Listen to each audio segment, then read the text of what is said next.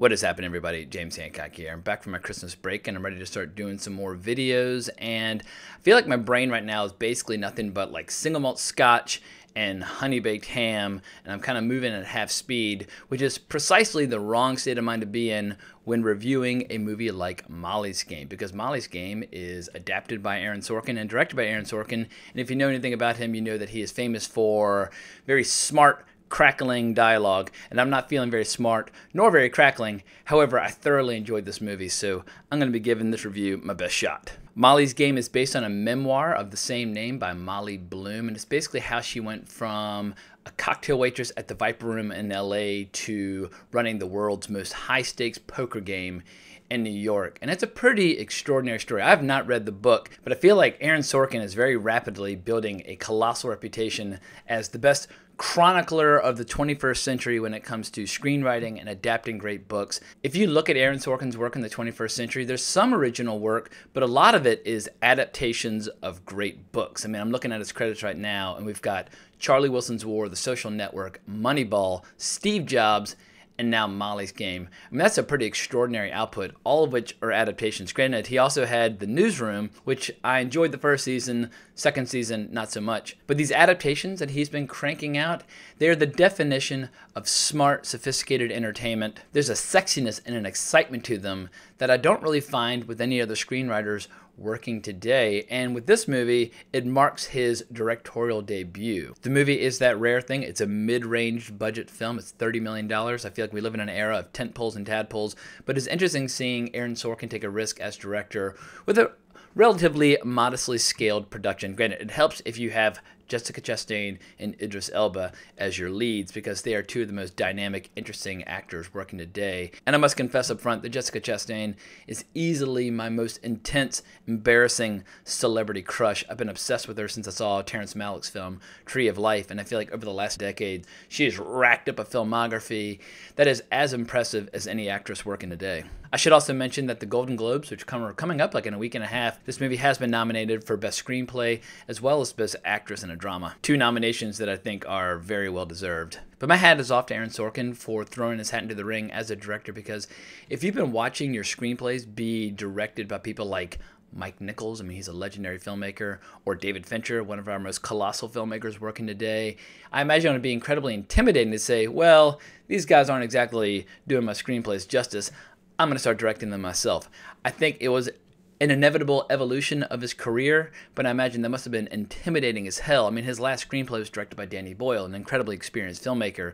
And while I would not say Aaron Sorkin is the director yet of some of those other filmmakers I just mentioned, he seems to have made the transition into the role of director with no problems whatsoever. I mean, Molly's Game is a very slick, polished, exciting movie with enormous forward momentum, and I basically felt exhilarated from start to finish, in spite of the fact that the movie is 2 hours and 20 minutes long, and I didn't find myself feeling the length once. Although the way it's constructed might throw some people. Basically, Molly Bloom comes to Idris Elba after she's been arrested by the FBI, and the movie kind of unfolds on two fronts. Oftentimes, it's Jessica Chastain and Idris Elba in his office as she's basically explaining to him her backstory and what she's willing to divulge to the FBI, to what extent she's willing to name names, play ball, etc.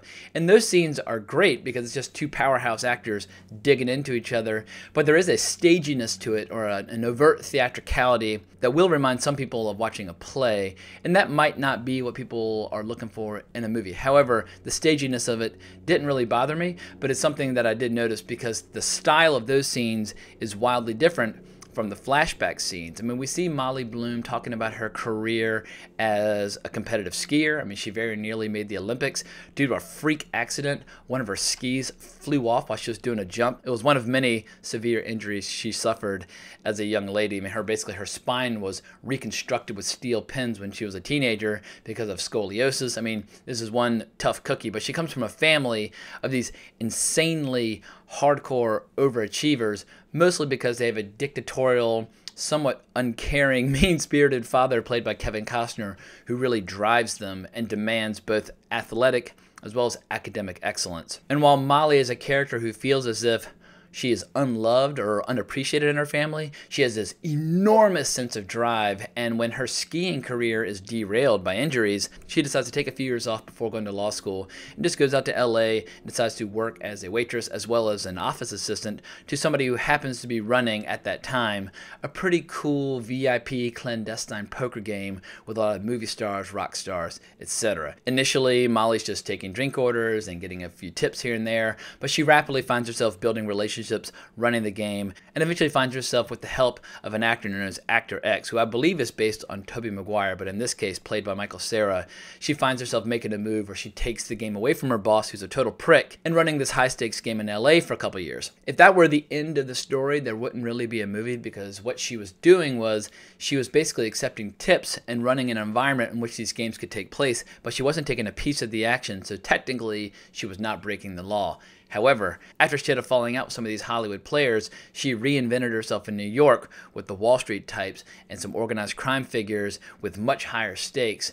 And at that point, because there was so much risk and so much exposure, she did start taking a piece of the action from the games, which is what leads to the FBI seizing her assets, destroying her life, doing everything in their power to exert some leverage over her so that she'll be willing to divulge information about some of these organized crime figures that have been participating in some of her games. But as impressed as I was with the source material and with Aaron Sorkin's handling of the material, the real showstopper here is Jessica Chastain. I mean, she is so astonishingly beautiful. She's so smart and fierce. For an actress who already has a whole laundry list of incredible performances to her name, this is probably her strongest work to date. And I feel like even though she was already my favorite actress working today, she just further cemented her position. It's going to be very difficult for any actress to come along and dethrone her from the position anytime soon. Anytime you have a filmmaker who's also a screenwriter with a very specific storytelling voice, I'm thinking someone like Wes Anderson or Quentin Tarantino or Hal Hartley, these guys who have an incredibly specific flavor to their dialogue,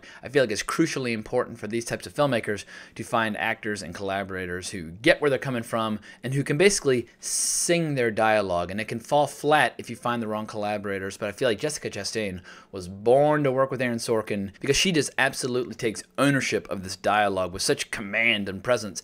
And I would have to read the memoir to know to what degree the dialogue is from the book versus Aaron Sorkin. I mean, Aaron Sorkin obviously at this point is very good at taking best-selling books and making them his own. And I don't know if there's a writer alive today who does better dramatic confrontations between smart, intimidating people. The scene halfway through Steve Jobs where Michael Fassbender and Jeff Daniels just go to war with each other might be the most dramatically intense scene I saw all of 2016. But Molly's Game is just filled with those kinds of confrontations because these games, there's so much at stake. I should say, I don't know a goddamn thing about poker. I might be the worst card player that has ever lived. I love card playing in movies. I love those scenes like in Casino Royale with all the gambling.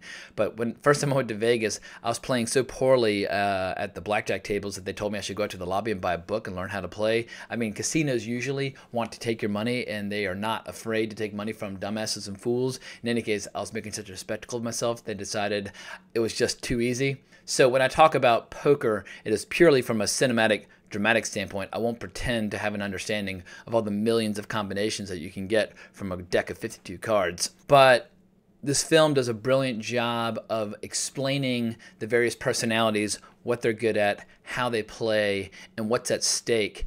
And Jessica Chastain, she's just firing off this incredible voiceover narration. And voiceover narration in movies can be very risky. I mean, in the best case, you get something like Goodfellas. You just fall in love with the narrator style storytelling. But in the hands of a lesser filmmaker, voiceover narration can be a bit of a crutch. But in this case, Jessica Chastain is just absolutely on fire as she describes certain games where certain legendary events took place, where we basically watch people ruin their lives. And even she's willing to take some of these people, some of these degenerate gamblers aside at some point and encourage them to stop or go home and take a nap. But you also have certain players who they all know each other really well. And this actor, Actor X, I mean, he freely confesses that he doesn't actually like gambling. He doesn't even really like poker, but what he really likes is destroying lives. And if he can manipulate somebody through his acting ability or through his skill into getting overexposed, then it just fills him with a sense of devilish delight. This is one of those movies that just wallows in sin and vice, and it's not exactly a cautionary tale because it makes it seem like a hell of a lot of fun. I mean, by the time Molly Bloom gets to New York, She's running these poker games where Playboy playmates are working in the room serving drinks. You have these astonishingly hot dealers. I mean, she's basically creating a fantasy world where all these powerful guys get to escape their responsibilities and live a life of complete, total, unapologetic sin. And I know that Aaron Sorkin in his own biography has had substance abuse problems. I know he had problems with like cocaine and alcohol back in the 90s or early 2000s. I mean, I think when he started getting some of that West Wing money, I think he went a little crazy. But Aaron Sorkin got success very early on. I mean, A Few Good Men, I think he wrote when he was like 25 or 26. But when you see how Molly is having to basically use drugs all day, every day in order to stay up for several days at a time, running 2 games at the same time, and then taking downers to go grab a few hours sleep before getting right back to it. The way these scenes are staged, you really get a sense that Aaron Sorkin knows whereof he speaks. I was really impressed by how Aaron Sorkin handled the structure of the story, because he juggles a lot of stories simultaneously. On one hand, you have this elaborate flashback structure. You also have your courtroom drama involving Idris Elba and Jessica Chastain. And then you also have this underlying storyline of Molly Bloom and her family life and her troubled relationship with her father, played by Kevin Costner. And it's hard to do when you're juggling all this story simultaneously without it starting to feel overstuffed or bloated or decompressed. And like I said earlier, this movie just has a ton of forward momentum. It just moves, and there's far too many films these days that just feel inert and sedentary, like they're trying to capture real life, and scenes just kind of exist and unfold, but there's no sense of pacing. But one gets the sense with Aaron Sorkin, he's just slowly but surely pushing down on the throttle of that boat, just trying to keep that boat going as fast as possible. So for that, I thank him. So I don't want to give too much away. I think I'm going to start wrapping this sucker up. I just want to say that the more I think about this movie, the more I like it. As I came home last night after watching it, I just couldn't stop thinking about it. I was like, you know what? I would love to watch it again right now. If I were to offer any criticism, I would say that perhaps when you look at the style of filmmaking, from the cinematography to the editing, it's really solid and it's all in service of the story, but stylistically it falls shy of some of the brilliant directors who have handled Aaron Sorkin's material in the past. Like I said, I mean, Mike Nichols, David Fincher, these are world-class major filmmakers. Danny Boyle. It'll be interesting to see if Aaron Sorkin's able to develop a visual signature that is on par with his extraordinary dialogue that he's become an absolute master at crafting. So hopefully this movie will find a nice, fat, wide audience on January 5th when it goes into wide release. I want to see Aaron Sorkin making more movies along these lines. In the world of filmmaking, I feel like we oftentimes are so preoccupied with the filmmakers behind certain movies that we don't necessarily shine a light on great screenwriters. In the world of TV, there are a lot of showrunners and creators who get a ton of attention, but in the world of feature films, the director definitely takes center stage. But maybe as a director, Aaron Sorkin can get the credit he deserves as one of the finest writers working today in the world of movies and television. In any case, next weekend I'll be pulling hard for Jessica Chastain to welcome the Golden Globe, and I'll definitely be seeing this flick again in the theater. But I hope you've enjoyed this review and recap. Please consider giving my channel a subscribe. But if you want to find me on social media, you can do so at Colbrax on Twitter, or just leave a comment in the comments below.